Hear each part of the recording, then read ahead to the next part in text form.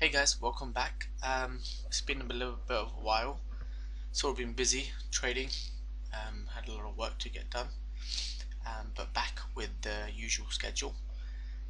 So today's video, I'm going to give a little bit of an update about Apple and Warren Buffett's stake in it, because this was one of the major sort of headlines that came out last week, and I think it's quite relevant and quite important for people to understand what exactly happened and take lessons from it, because it's something I preach quite a lot.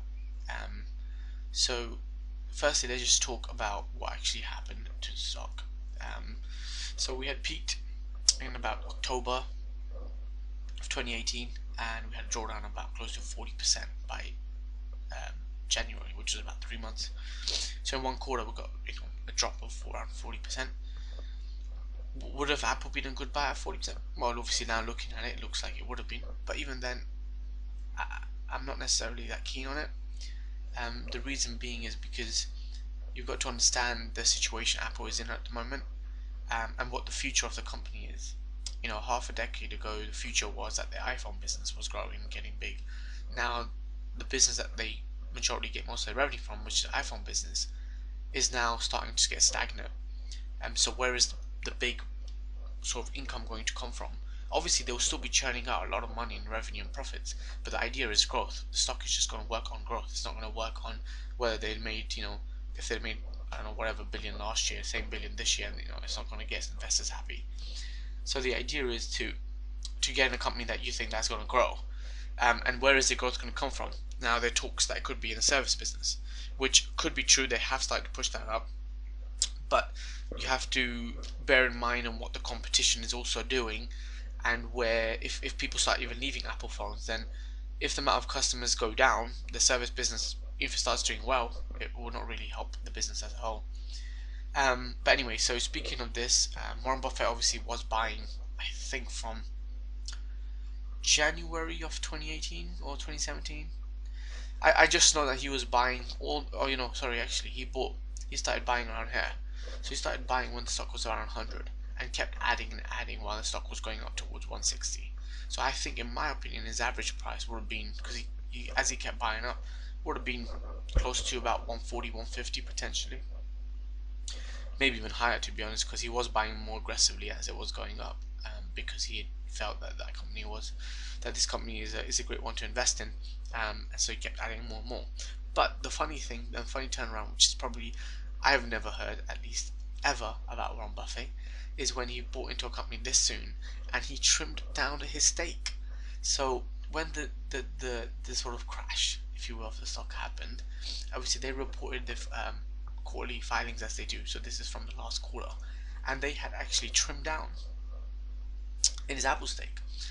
And people are saying, oh no, it wasn't Warren doing it or his decision, it was Berkshire's. Well, all be the same, right? At the end of the day, when Berkshire does good in the stock, they all praise Warren.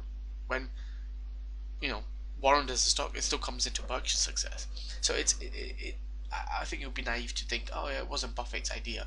Obviously, he's someone who's a reputable man who wants to keep his reputation, because that means a lot to him, and he is, rightly so. But the point is obviously this sort of article of saying that he didn't orchestrate the sell, because that's not the character he is, right? He likes to portray himself, which he is, that holds a company for longevity and doesn't sell until X amount of years. But in a couple of years, he started trimming down stake as he was buying the company, and that could be because he's also citing there are problems with where the future is going. And it's true, because you've got likes of Chinese companies like Huawei, Xiaomi. You've got companies like I think Oppo is also Chinese, I'm not sure, but they also got massive base in India, which is where this is the consumers they're not getting to. Apple is. So where is the growth going to come from? The two markets they could tackle to get growth is they're not getting. The trade tensions has obviously added more extra pressure to it, especially in China, because it's more of a sort of how do I put it? It's sort of a more like a country thing. Oh no, US is against us, so let's not buy their products in China. So the Chinese are not willing to buy that, and whatever excuse people might give themselves, at the end of the day, it's not going to help Apple. So obviously Apple has rebounded quite a lot from its lows, from 140 to 170, but the idea is that doesn't mean that the stock is now going to go back up towards even 200. This is obviously after a 40% tank, nothing goes down in a straight line. They had a nice rebound up. Let's see how much they have had a rebound up. So, oops. So they had a rebound up 30%, so the stock can go back down towards below 140. And in case if that does, then it's definitely losing money for Warren Buffett. So he's definitely lost a lot of money on this position on paper. Either he's still up overall though, but even then, you're probably close to maybe 30-40% of his money, and now he's gone all over a second. So the biggest lesson to learn as well, the more of the story, is one which I've always preached: you never ever follow anybody else's investment ideas into your own book, because one, you don't know what their positioning is and how it changes. You find out 3-4 months later. You don't know why they're doing that position. They might just be doing it for a quick flip. In this case, fine, it's not, but the point is you don't know what their inside thoughts are, and more importantly, that even the best, even the great, lose money. So that's something that you should know, that you will lose money. It's normal, it's important to understand that, but you want to risk yourself, you want to have good risk management, which is what I teach on my channel. So make sure you subscribe, because I will talk about and teach how to, even as being a long only person, which I'm not. I long and short, but I know a majority of people out there, retail investors, don't short, but how to even be long only and still survive and make money. Because I tell you a good story of mine actually. So I started a new fund. It's my own personal fund, but I like to call it new funds, in July of 2018. Where's July?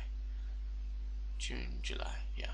So I started in July here, and despite the massive draw on the S&P now is flat, and I'm up double digits, and I've got audited track records and stuff like that anyway. So but I'm not going to show that obviously for personal reasons. But point is, I'm up. So the goal is to teach, even for retail investors, how even just being long only, you could adjust and make sure that you would stand this drawdown, and obviously don't lose money out of it. And another reason why I was up is because for the people that have watched my videos, I have been long silver.